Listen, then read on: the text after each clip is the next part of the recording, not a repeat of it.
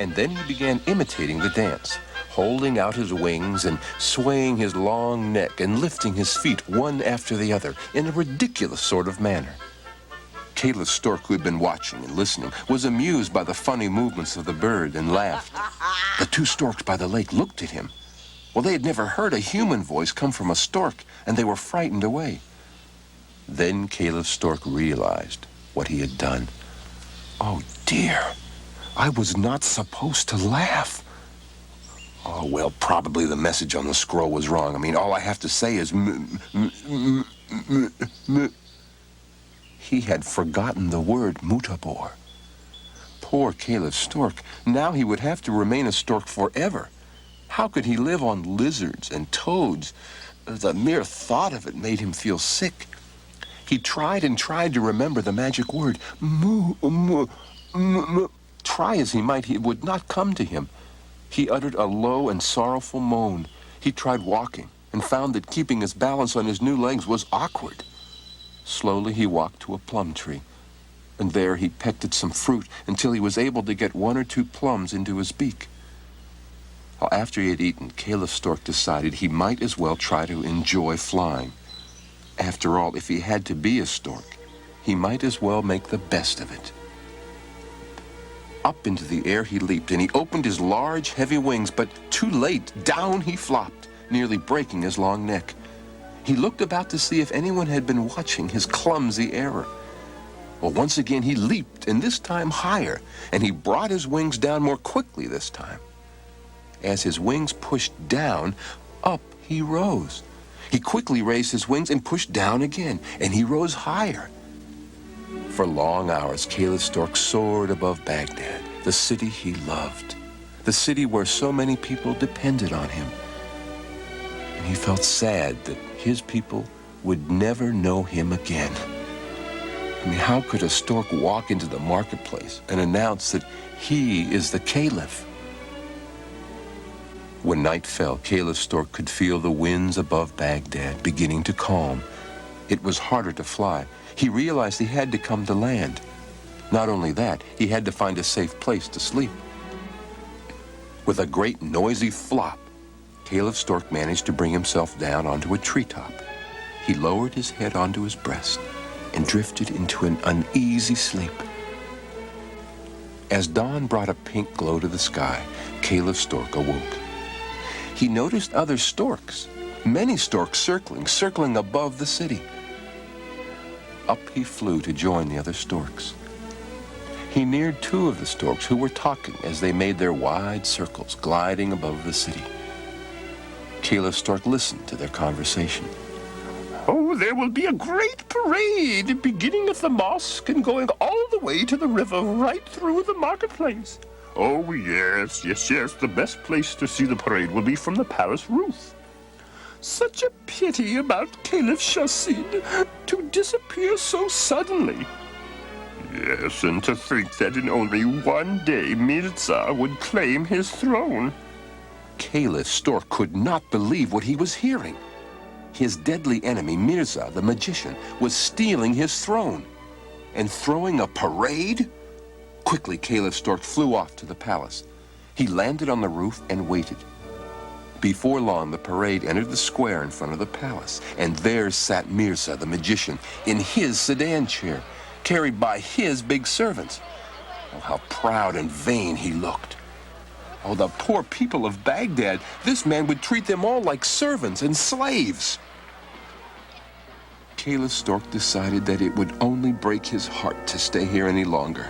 He wanted just to get away, far away, where he could forget Baghdad. Off he flew toward the mountains in the east. He flew on and on, his heart heavy, his wings beating a steady rhythm. After a long time, Caliph Stork arrived in the mountains of the east. He flew lower and lower until he spotted the remains of an old castle. He landed in the courtyard and looked around. I suppose this is as good a home as any, he thought. He walked about, peering into the empty rooms. Suddenly, he heard a sound. Someone was weeping. Yes, it was definitely someone crying softly in the room just ahead. He stepped forward and looked in. There he saw an owl crouched in the corner, a very dejected owl. He felt sorry for it and went over to see what he could do to make the owl feel better. When the owl looked up, it was startled. It spoke with a human voice. "Please, help me." "Well, I will if I possibly can. You speak with a human tongue. You are not a true owl." "No, I am Lusa. I am the daughter of the King of India. Because I would not marry Mirza, the magician, Mirza turned me into an owl. I have been here as his prisoner for almost a year. My wings are clipped." So it seems that Mirza has many great plans. Well, I am Caliph Shahsid of Baghdad, not a true stork. Somehow Mirza has tricked me into this body and has stolen my throne. He intends to rule Baghdad and have you there as his wife? Well, we must stop him. Well, he will be here tonight. He is coming one last time to try to make me marry him. If I refuse tonight, I will remain an owl forever and ever. I would not have to remain a stork if only I could remember a magic word which begins moo, moo. And for the life of me, I cannot remember the rest of the word. Well, perhaps I could get Mirza to say the word. I could find out what it is somehow. So the stork and the owl spent the late afternoon planning. As evening fell, they saw a figure on a horse approaching rapidly. It was the peddler. Caliph Stork recognized him right away. "Well, that's the peddler who gave me the magic powder and the scroll." "That dear stork is Mirza. He always comes dressed as a peddler. That way people don't suspect him. Now hide in the next room. I'll get the word from him." With a clatter, the magician, dressed as the peddler, came into the room. He strode proudly over to the owl. "Well, my dear Lusa, have you come to your senses? Are you ready to be queen of Baghdad? Or do you want to remain a stupid, blinking, worthless owl?" "Oh, Mirza, I have been so unhappy here. You give me so little hope for happiness." "I could give you everything, every happiness, if you were my wife. I am now ruler of Baghdad." But what has happened to Caliph Shahsid? Is he not the true ruler of Baghdad?" "Only if a stork can rule." "A stork?" "Yes, but for him there is no promise of returning to human form." "Why?" "Because he has forgotten the word. He laughed and forgot the word." "Oh, then it must be a long, complicated word." "No, it is a simple one." "Well, do I know it?" "No, it is ancient Latin. Besides, it would not help you. Only I can change you." "Well, then tell me the word. It must be very mysterious." "Well, the word is mutabor.